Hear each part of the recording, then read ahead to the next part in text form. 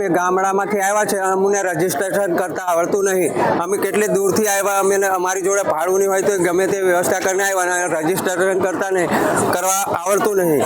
તો અમે કોની જોડે જઈએ? અહીં તો લાઇટના ઠેકાણા નહીં, અંધારામાં અમને ફાવતું પણ નહીં. અમે શું કરવાનું? અમારે પરિક્રમા કરવા માટે કેટલું આશા લઈને આવ્યા, હવે આ નિરાશા થઈને જાય એવું કામ થઈ ગયું.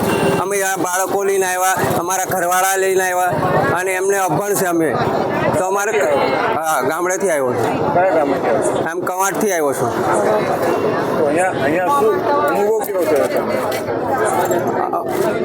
અમે પરિક્રમા માટે જ આવ્યા છે.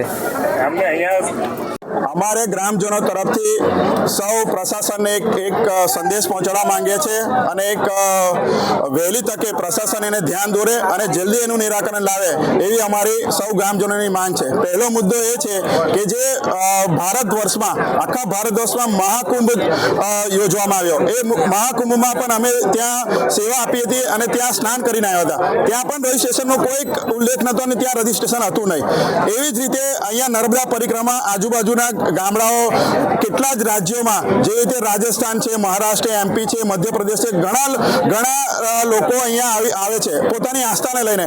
એના માધ્યમથી ચોકડી પર છે અને અમારા તિલકવાડામાં એ નર્મદાપુરા અને સ્કંદપુરાણમાં સપમાતૃકા, તિલકેશ્વર મંદિર, નર્મદા મંદિર, મણિનાગેશ્વર મંદિર એવા આવેલા છે. અને અમે મહેનત મજૂરી કરીને અહીંયા પરિક્રમ કરવા આવ્યા છે, તો આ લોકો મને જવા નહીં દેતા, તો અમે તેથી ભાડું ખર્ચીને આવ્યા છે તેનું હું, અને અમે રજીસ્ટ્રેશન કઈ કરવા જઈએ? અમારે ઘરે મોબાઈલ નહીં, કઈ નહીં. અમે પાછા બંધ છે તો પછી અમે કઈથી લાવીને કરીએ?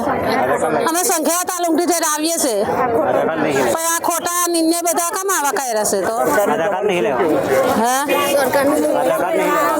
સરકારને આ રીતે આવું કરવું ના જોઈએ ને. આ બધા ગરીબ લોકો કે રીતે પરિક્રમ કરવા જાય? બધા લોકો હેરાન થઈએ છે. અમે આવીને ગામડામાંથી અભણ માણસો આવ્યા હોય, લેડીઝો બધી એકલી, તો કઈ રીતના રજીસ્ટ્રેશન કરાવે? એમને આવડતું જ ના હોય.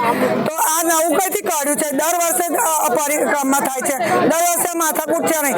પ્રયાગરાજમાં પબ્લિક ગઈ છે તો એ રજીસ્ટ્રેશન નહીં થયું. આ તો બહુ નાની પરિક્રમા છે. તો આમાં ભગવાનના કામમાં શું રજીસ્ટ્રેશન હોય?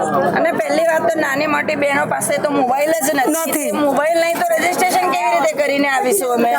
તો એટલે અમારી એક વિનંતી છે કે મહિલાઓ, એકલા મહિલાઓ આવે છે પરિક્રમા કરવા, તો એમને જવા દેવા વિનંતી છે પોલીસ વાળાને, અને અમને પરિક્રમા કરી દેવા વિનંતી.